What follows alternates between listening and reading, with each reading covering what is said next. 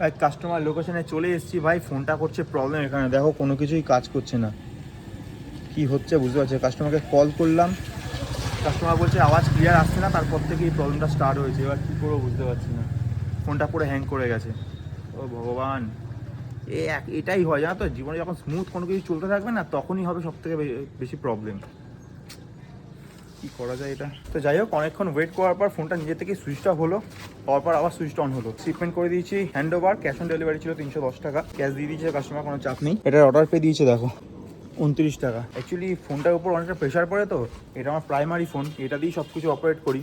আর এই আইফোনটা দিয়ে শুধুমাত্র ভিডিও শ্যুট করা হয়, আর সেকেন্ড কথা আইফোনের ভেতর সিমও নেই আমার, তো হটস্পট কানেক্ট করে অপারেট করি এটা আমি। আর বাড়িতে আছে ওয়াইফাই, কোনো চাপ হয় না। ঠিক আছে, চলো আগে স্টোরে যাই, দেখি আছে কতগুলো অর্ডার মারতে পারি। এখনও অবধি অর্ডার মেরেছি, তোমাদের দেখাই। 7টা অর্ডার মেরেছি, 307 টাকার কাজ হয়েছে, ঠিক আছে। আর 3টে অর্ডার যদি মেনে নিতে পারি তাহলে তো খুবই ভালো। 9:10 বাজে এখন। ঠিক আছে, চলো দেখা যাক আগে স্টোরে যাই।